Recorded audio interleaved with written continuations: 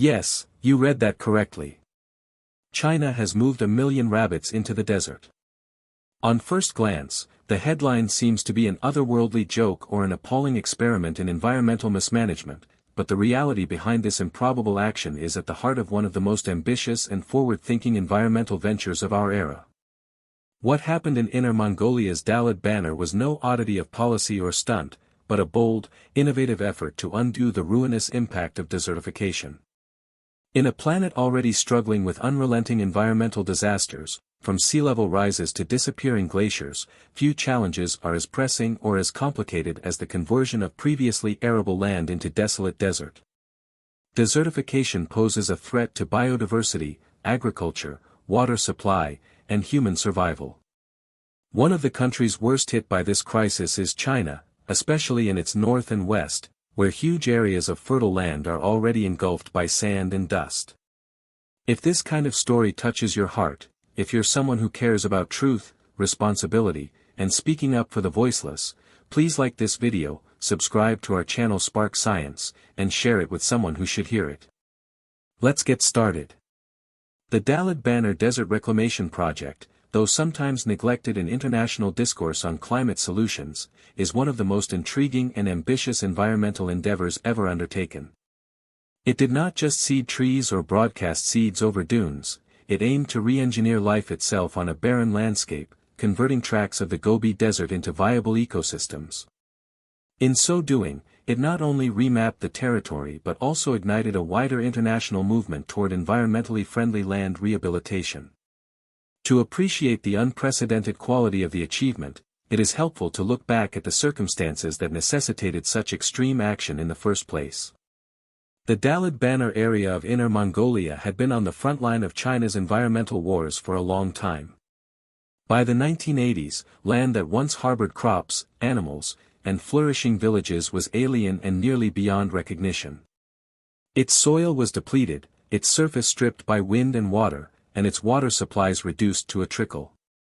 The advancing sand dunes were not just a symbol of empty desolation, they were potent forces of destruction, engulfing farms, entombing homes, and destabilizing whole communities.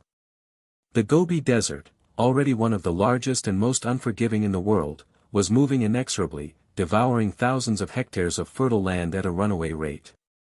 Under the United Nations Convention to Combat Desertification, almost a quarter of China's entire land area was already desertified, affecting nearly 400 million people. The reasons were intricate and very much intertwined: unsustainable farming practices for decades, uncontrolled deforestation, and overgrazing of ecologically fragile grasslands had left the land barren, as the intensifying effects of climate change added fuel to the burns. Initial efforts to reverse the issue relied heavily on tree planting campaigns. Theoretically, these initiatives provided hope, but they failed in practice. Trees did not find it easy to establish roots in the dry, impoverished soil, and the absence of consistent rainfall consigned many ventures to failure. In other instances, well-intentioned efforts planted non-indigenous species that upset ecosystems, causing unforeseen effects that created a further problem. It was quickly apparent, however, that fighting desertification would involve a great deal more than tree planting or symptom patching. It would involve a fundamental redesign of the land itself. Seeing the gravity of the situation, China adopted a new approach that combined modern technology with old ecological knowledge. This change was best exemplified by the Dalit Banner Desert Reclamation Project. While previous programs used vegetation as a uniform measure, this effort sought to restore the entire ecosystem: soil, water, vegetation, and wildlife, treating them as complementary parts of an integrated living system. The strategy was multifaceted and highly responsive. Scientists and engineers used the latest technologies including satellite imaging, remote sensing, and surveillance by drones to analyze land degradation and monitor environmental shifts in real time. They implemented soil reparation techniques such as biomulching, a layering of organic material over the surface of the desert to conserve valuable moisture, provide nutrients, and prevent erosion. Windbreaks of indigenous shrubs and grasses were seeded in well-planned rows to stabilize sand dunes and protect sensitive soil from additional wind erosion, one of the principal causes of desert expansion. But the most astonishing and unconventional feature of the plan, the one that gained global attention, was the option to bring animals into the picture, namely rabbits. On first consideration, putting rabbits into the desert appeared crazy, if not irresponsible. Rabbits are notorious in most of the world, especially in Australia, where they became invasive pests that destroyed crops and destabilized ecosystems. But within the carefully controlled and closely monitored environment of Dalit Banner, rabbits were playing a specific ecological role. Their diet, ruinous on agricultural land, was beneficial in desolate desert environments where plants found it difficult to find a place. Rabbit grazing and foraging broke up the hard outer crust of the earth, facilitating seed germination. Their digging work aerated the ground, making it more water-retentive and conducive to root growth, while their droppings were natural fertilizer that improved the nutritional content of the land. With time, these activities built small microhabitats that favored new vegetation growth. Just as critical, rabbits provided a lost link in the rejuvenating food chain, being eaten by native predators and restoring balance to the ecosystem. The secret, naturally, was control. Contrasting with the wild rabbit explosion in Australia, strict monitoring systems were put in place by the Chinese government to avert overpopulation and make the rabbit's role one of useful rather than harmful influences. In Dalit Banner, 1 million rabbits were not pests, ecological agents, well-managed players in the restoration process. The outcome of this holistic practice was breathtaking. Over 15,000 hectares of once barren ground had been reclaimed by 2010. Where dust and dunes had previously stretched out, native grasses, shrubs, and even diminutive trees now thrived. More moisture was retained in the soil, the local water table stabilized, and wildlife returned. Birds, insects, and small mammals began repopulating the restored ecosystems, increasing biodiversity in ways none of these interventions could have done in isolation. The effect extended beyond the landscape.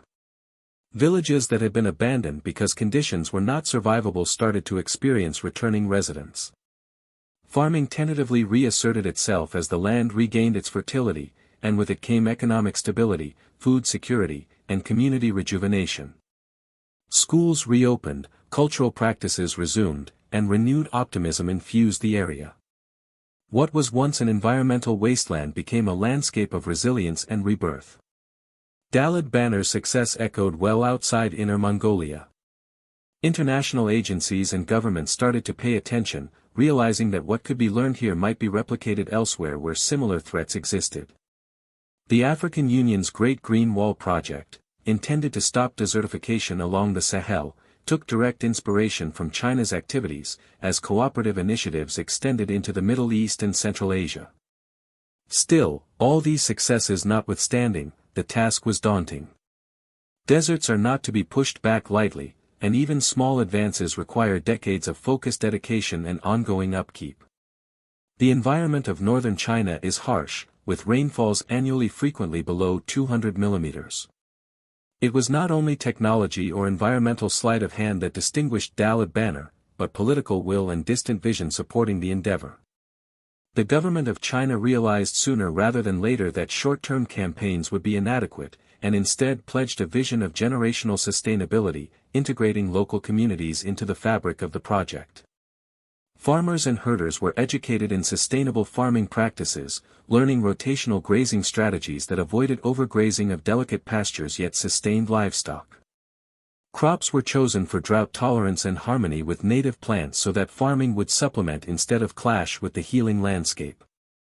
Community nurseries were opened to grow native trees for reforestation, making locals directly interested in the program's success.